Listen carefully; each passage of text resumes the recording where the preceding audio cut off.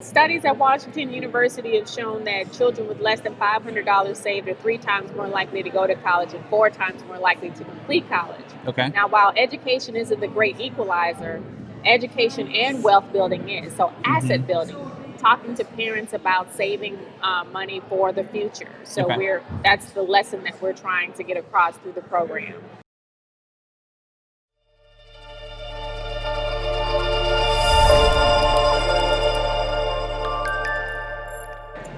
Welcome to the Bourbon Friday Show. We are talking business and bourbon. I'm your host, Nick Niehaus, and we are really excited because tonight is the Startup Week closing party here at Bourbon Friday, and I'm going to be interviewing City Treasurer Tishaura Jones. So, Tishaura, thanks so much for joining us. Yes, thanks for having me. Of course, yeah. I've been looking forward to this. So, I wanted to start out by just kind of talking a little bit about your career so far, right? Get a little bit of your background. First thing I want to do is thank you for fixing parking in St. Louis, at least to some degree, right? And getting us set up with the parking app, which allows us to use our phone, and I don't just hoard quarters anymore. So, exactly. Thank you. Thank you for that. You're welcome. So let's talk about some of the other stuff you've accomplished since you got started as city treasurer. And one of the ones that really stands out to me is what you've helped do for the youth in St. Louis and helping them learn how to deal with money and save money, right? Yeah. So let's start there. Tell me about that program. Yeah, so we're teaching kids how to save through the That's College great. Kids Children's Savings Account program. Every kindergartner entering a public school gets a $50 account open in their name. Wow. And it's paid for with parking fees. Oh, perfect. Parking I love revenue. it. So every time you use the app, every time you feed a meter, pay a parking ticket, or park in a city-owned garage, a portion of the revenue goes to fund this program. That's amazing. And they can watch that money grow through match savings, good attendance, and parents' participation in financial education courses. Because this is an entry point to the family. We use the child as an entry point to the family. Oh, interesting. Because not only are we teaching kids to save, we're also teaching families about how to have better financial habits and increase their financial capability. And anecdotally, it's already working. Wow. We have families that are taking advantage of our courses through the Office of Financial Empowerment. They're increasing their credit scores. We had a family buy their first home through the program. Really? And so far, we have 13,500 children saving for college. And we have almost $1 million saved. Wow, really? That's incredible. Yeah. Wow. So tell me about that strategy, right? So this idea of starting with the children as a way to kind of get the parents more involved, it's really interesting. Yeah. Right. So studies at Washington University have shown that children with less than $500 saved are 3 times more likely to go to college and 4 times more likely to complete college. Okay. Now, while education isn't the great equalizer, education and wealth building is. So asset building, talking to parents about saving money for the future. So that's the lesson that we're trying to get across through the program. What small changes can you make today to change your future tomorrow? That's great, yeah, and it's all about taking small steps, right? So you got to start small. Baby steps, exactly. Absolutely. So I know that poverty and addressing poverty in St. Louis is a big mission of yours, Huge, right? yes. So tell us a little bit about the stats behind the poverty in St. Louis, because I think things have gotten worse over the years, if I understand, right? Right. So 40% of African Americans nationally own their own home, but only 30% of African Americans in the St. Louis region do. Really? Okay. I think it's only 9% of people nationwide are unbanked or underbanked. That number is as high as 60% in St. Louis City and County. Really? And that's unbanked and underbanked, so that's a combined number. Okay. That means that you either don't have access to responsible financial products, or if you do, you're still using predatory products like payday loans, title loans, rent to own. Rent to own is predatory. Oh, sure. Yeah. And so you're still using those products because you don't have access to credit. So Gotcha. we have a 700 credit score community initiative that we're trying to increase credit scores amongst everybody, amongst neighborhoods, and we will be stealing customers from payday lenders in broad daylight. Good, I like it. Okay, so obviously that's a big part of this problem, right? Is there's a lot of businesses that are in a lot of ways structured to take advantage of these people, right? Yes. So obviously empowering people to make better decisions is a big part of that. Are there other things that we as a city or community can do to help address those issues as well? I think we can, one of the things the city can do is we can have a comprehensive economic development strategy that pays attention to neighborhoods as they gentrify or as they get better. Sure. To make sure that the people that are already there don't get pushed out. Okay. We saw that in the Central West End, for example. The Central West End used to have a large African American population Sure. that got pushed out as the neighborhood came Yeah. back, right?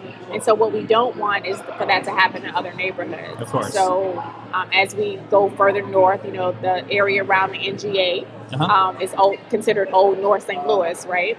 We want to have a comprehensive development strategy that pays attention to the people who are already in those homes, that can fix those homes up, and then participate in the wealth building that will happen as that neighborhood appreciates. That's great, yeah. So what are some of the keys there? What needs to happen to keep people in those homes? Some of the keys that need to happen are we're asking banks to do more and to do better.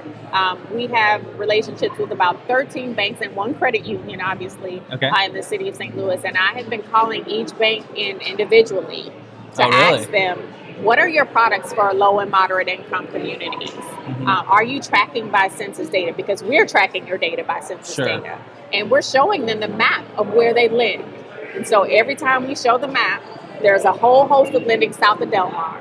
No lending, zero to no lending, or very little lending north of Del Mar. And so we're asking them, what are the products that you have that are going to address this? And how can we help you market those products as we go around to neighborhood and ward meetings? That's great, yeah.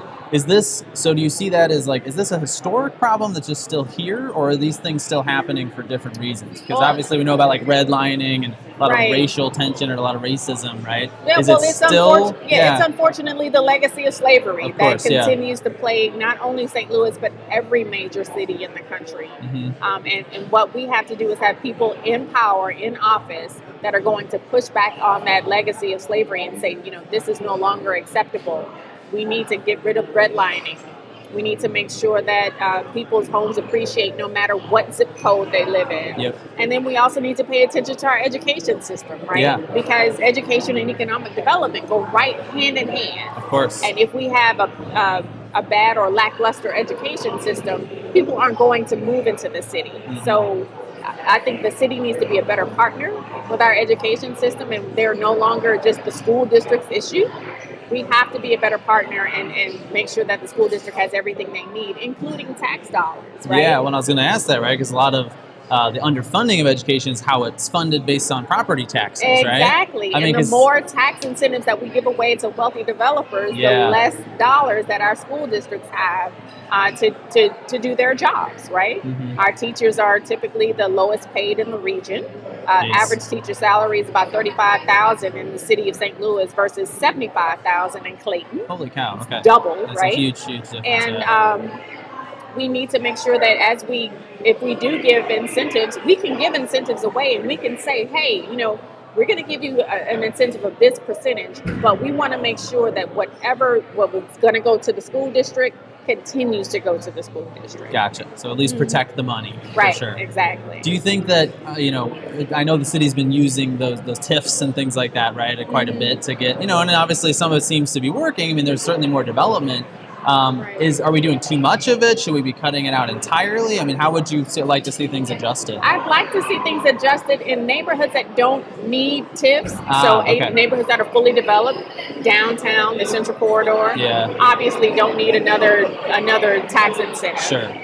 But the TIF program was for areas that were underdeveloped or had seen no development, that those projects would not happen but for a tax incentive. Gotcha. And we need to make sure that if we're going to do those sorts of programs, then they need to be in areas that need the development the most. That's a good point. Yeah. Cool. Well, I want to shift focus a little bit now, and I want to continue to kind of talk about helping empower people, because I think that's a great mission. But I want to talk about business, right? Because we're on the Bourbon Friday Show. We're always talking about business here. Week, Yeah, of course. So we got to talk about startups. One thing that I think is really cool that kind of came out a few months ago is the fact that of the companies started in St. Louis, almost 50% are started by women, and it was the highest percentage of any major city in the country, if I remember correctly, right? So that's a huge achievement, and obviously we've been growing our scene here quite substantially. So, what do you see that we're doing well here in St. Louis that's helping encourage not only startups, but also representing people that maybe typically weren't starting companies before now?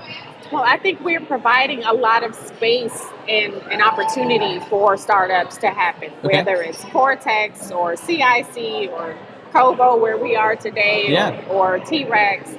There are a lot of places for people to go if they want to get into the startup industry. And then also I've seen in recent months where it's targeted, where there are venture capitalists and companies and organizations that are targeting their startup dollars towards low and moderate income people. Sure. And there's just a ton of creativity, and we seem to do a good job at tapping into it. Yeah, that's awesome. Has that been something you think we've really cultivated here in St. Louis, or is it has been. It has been something we've really cultivated here. I'd like to see more as and move north, and other parts south. Because after so many years, these places can get pretty crowded. Yeah, and so we want to provide space and opportunity for everybody to be their most creative selves. That's great. So where do you see the city's role in something like that, right? Because I think when you talk about government, you talk about business, a lot of times you think of them as kind of butting heads quite a bit, right? I mean, the government's there to tax and regulate and all that kind of stuff. Right. But obviously the government can also provide support and can focus on supporting certain kinds of businesses, right? Right. So how do you see the city kind of playing a part in all that? Well, I'd like to see the city develop a position called a Chief Innovation Officer. Okay. And that person would be a liaison to the startup community to see cool. like what's going on in the startup community, and also help the city improve its infrastructure as well. Okay. We need help making sure that we are serving our customers, the citizens as our best selves. And so either it's the global hackathon or making sure that we see who's being innovative in this space and providing an opportunity for them to be innovative in city government. Those are two things that you never hear in the same sentence. Yeah. Innovation and government, No, right? you don't. And we need to marry those two things. Yeah, that's great. Yeah. Do you see, kind of in the next couple of years, are there any initiatives in the work that you think will push us in that direction, or? I only can talk from my office. Well, sure. Because we're in the process of changing our software to make it more user friendly. Oh, really? Okay. And so we can be more flexible to our customers, obviously the citizens that we serve. And we also have a IT department that we started in-house, so we can be more flexible, and we're also making sure that our data is secure. Oh, good. And PCI compliant. I think good, we're one of the few city departments that's PCI DSS compliant. Really? Okay. Yeah. I guess that shouldn't surprise me, right? Right, a lot of cities aren't up to date. But you know what? I'm a geek and I'm a nerd at heart, so these are things that I was concerned about as I took this office. As we started collecting different payment methods, we had to make sure that people's data was secure. Good. And it seems like every time you look at the news nowadays, you see a different Another organization breach or a government being hacked. And so we wanted to make sure that our stuff was locked down. Well, that's awesome, man. That's another important part of all this, right? And I think that's something that you don't hear about until it's a problem and it's unfixable at that point because somebody stole all the data already, right? Exactly. So thank you for doing that, because that goes unappreciated, I think, sometimes. Yeah, cool. Thank you. Well, one other thing I want to make sure we talk about is, obviously, within your role in the city here, you're in charge of all the money, right? Yes, or, responsible for it, right? Mm-hmm. One thing that's pretty cool is that I've heard that you were actually able to earn the city $25 million. Is that correct? Yes, absolutely. Okay. So when I took office in 2013, we changed our investment strategy from passive to active. So we can take advantages of the swings in the market. Okay. Now, all of our investments are still in super safe investments, U.S. Treasuries, bills, notes, and what have you. But we made a few changes, a few tweaks, and got a new investment advisor. So we can take advantages. When the market is good, we can earn as much as we can. And when the market's bad, we don't get hit as much as somebody else would. Gotcha. Okay. And so because of that strategy, we've been able to earn over $25 million gross since 2013.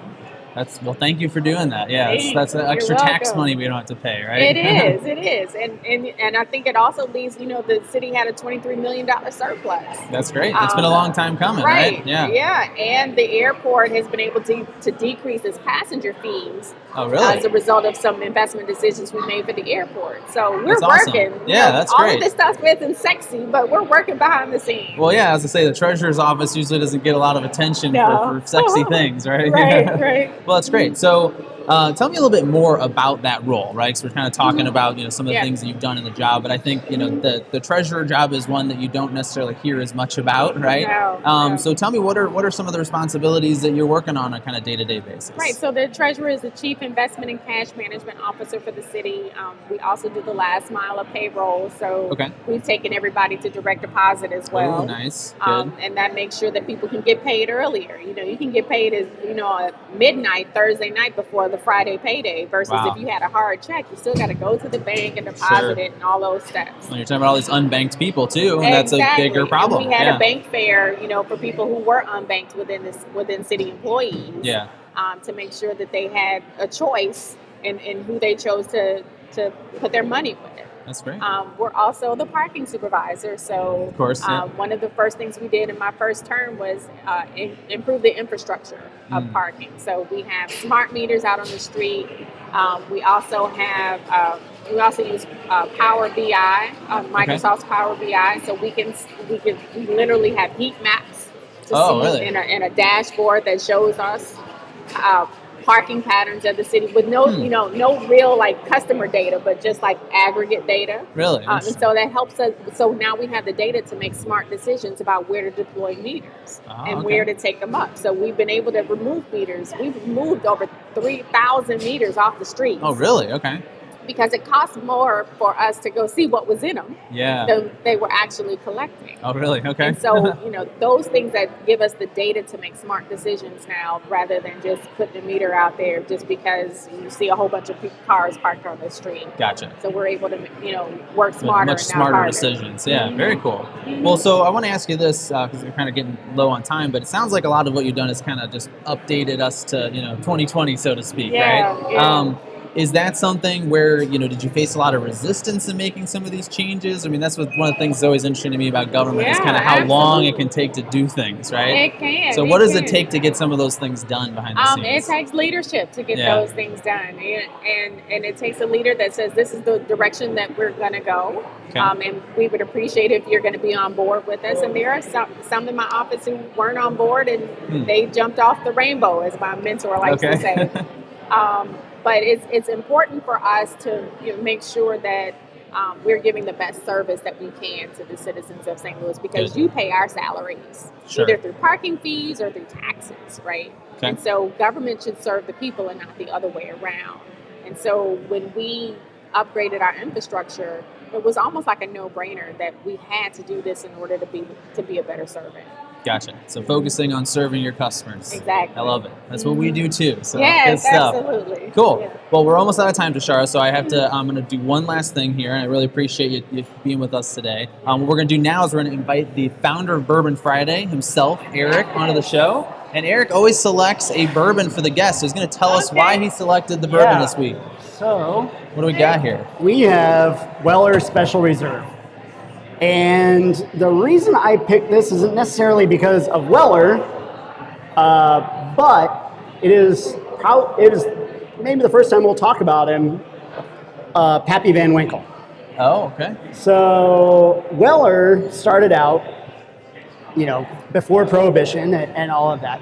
And Julian Van Winkle, Sr., who is Pappy Van Winkle, was a salesman for Weller Distillery, or W.L. Weller Distillery. Okay. Then he sort of worked his way up in that position, and he eventually became treasurer of that company. And we struggle to find reasons, but but he had the title of treasurer of Stitzel Distillery, and then conversely, Stitzel had the title of treasurer for Weller Distillery. Oh, really? Yeah. So eventually, these companies combined into one thing, Stitzel Weller, and they lasted through Prohibition. Is when they merged, and so the other thing I like to think about this is, whether it's entrepreneurship or whomever. Weller now, they're made by the same company, Buffalo Trace, Pappy, and Weller are. This is the same, it starts as the same thing. Oh, really? Okay. And the difference is choice and time. And, while we certainly don't, it's not everything, because none of us starts out equal. Right. But with the right choices and the certain amount of time, we can do just about anything. Wow, I love it. Well, very good stuff. So I think we're doing this a little bit differently, right? We don't have any events right now. No. But on the next interview, we're going to get to those. So, Eric, as always, great story. Appreciate it. Cheers. Cheers. Tishaura, thank you so much for joining us today. You for Really enjoyed having our me. conversation. And for those of you tuning in, just want to say thank you for watching us. This is the Bourbon Friday Show. I want to thank Kovo for hosting us here for our final party for Startup Week, EQ for streaming, and this time Vanessa Lobo for operating the cameras behind the scene for us. Thanks for tuning in, and please join us next time for the Bourbon Friday Show. We'll talk to you then. Hey, thanks for watching. We truly hope you enjoyed it. Please like and share this episode, and if you haven't yet, hit that subscribe button. It really helps us out. To stay up to date, follow us on social. We are at Bourbon Fridays on Facebook, Twitter, Instagram, LinkedIn, and TikTok. See you next time.